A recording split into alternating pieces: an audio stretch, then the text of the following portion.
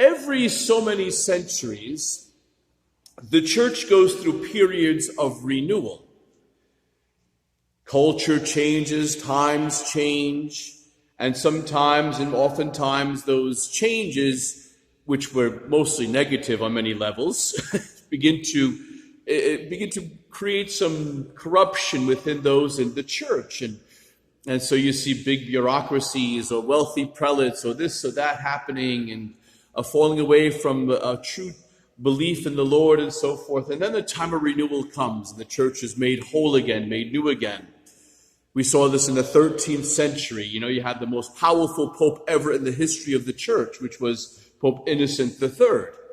And it was during his reign that came about people like St. Francis of Assisi and St. Dominic, who brought great renewal to the church. Dominic, who fought against the heresies of Albigensianism, and Francis, who renewed the faith of the people, and many, many other saints at the time as well. But God raised up these people who brought great renewal to the church. And a couple of hundred years later, in the 16th century, renewal was needed again.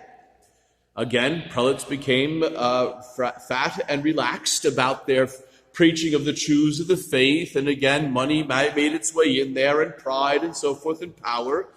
And there was a lot of corruption.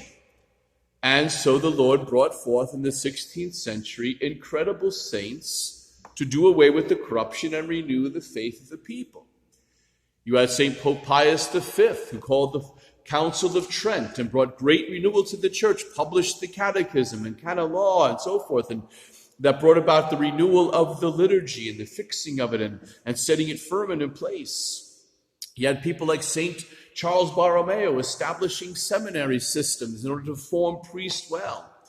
St. Philip Neri, who brought about these beautiful oratories in order to help young adults to really form groups of prayer, as well as the renewal of the clergy. You had these incredible movements going on at the time, and there was great renewal among religious orders. The great Franciscan reforms that were going on, and then you had the birth of the Jesuits. Okay, there were some good things that happened. No, just kidding.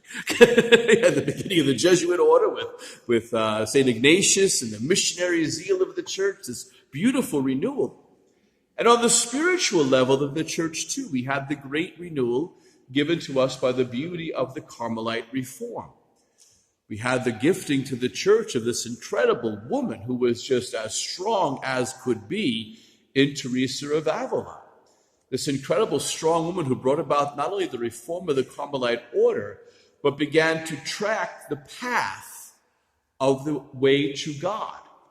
There was many writings about the spiritual life and about how one grows in the spiritual life, but Teresa of Avila kind of put together a compendium and really wrote the traveler's guide, I'd call it, to deep intimacy with God. Her book, The Interior Castle, is one of the greatest instruction manuals of how to grow in union with God. And so Teresa brought that spiritual renewal. And then there was a Carmelite friar who caught that fire. Teresa was a very funny person. She used to say funny things about people, like the great Franciscan Peter of Alcantara, Saint Peter of Alcantara. He was a bit of a penitent, and he never really washed his clothes that much.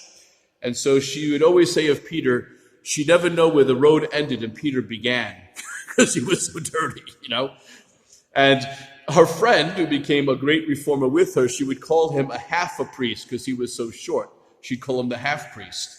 And that half priest that she nicknamed was none other than the great St. John of the Cross, who we celebrate today. St. John of the Cross was such an incredible man who just thirsted for union with God. He thirsted for God in such a way when he met Teresa of Avila and she explained to him the truths of the original life of the Carmelites. He thirsted for that reform. But part of that reform was the call to eremitical life, a hermitage-type life, a life which, free of outside distraction, would seek this intimacy with God. And so John sought that deep intimacy. You could even say that John was somebody who truly and really fell in love with God. Being a true Spaniard, he had this true romanticism about him. And when he writes about the spiritual life, he writes as a true, romantic. who is romantically in love with God. He uses the Song of Songs in his beautiful books on the ascent of Mount Carmel, or his works are just incredible on the spiritual life.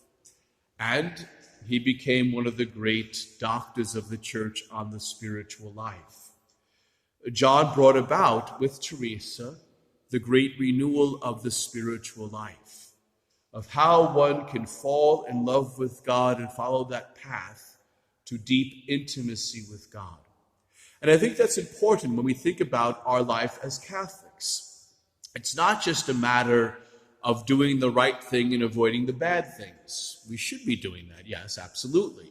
It's not simply a matter of correcting our faults or repenting of our past sins. We should be doing that, absolutely. But more importantly is to be forming a deep intimacy with God, a deep intimate union with him, that God has made himself so available to us that we can actually fall in love with him and form a deep intimate relationship with him. These are the beautiful gifts of these spiritual people like Teresa of Avila and John of the Cross, who have brought such great renewal to the church. I dare say, in our own day and age, it's time for another renewal, another reform. It's another day and age for a new John of the Cross, a new Teresa of Avila, a new St. Francis, and the rest of them.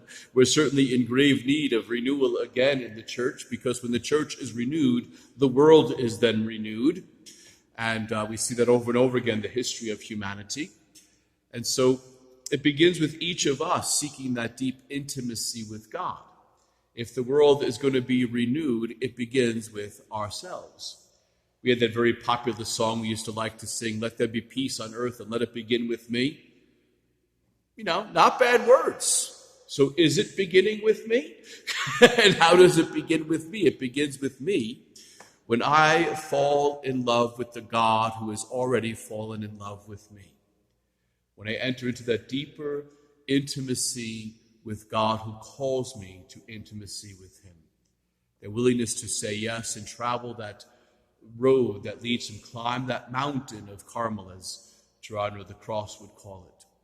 Allowing God to truly enwrap us in his love in such intimate ways. I would recommend reading both Teresa of Avila's Ascent to Interior Castle and also reading John of the Cross. But just be warned with John, he's a bit of a romantic. So when he writes, you have to have a real poetic mind and time when you're reading him. He's very much of a poet, but very beautiful writings that can help lead us to a deeper intimacy with the Lord, which is why the church declared John Doctor of the Church. So today we celebrate these great saints, but not just in the way of, celebrating them saying, yay, they did it, they made it to heaven, but to actually take their writings, look at their writings, and follow that path that they mapped out to God. It's interesting that Teresa of Avila, John of the Cross, they come about at a time when Columbus and all these great explorers were charting the world. They were charting the paths and so forth in the New World. Everybody was charting all these different new routes and paths and seaways. Well, John of the Cross and Teresa of Avila were charting the path to heaven. Good path to follow. I do recommend it. May they lead us always to the glory of Christ Jesus. May God bless you and Mary keep you.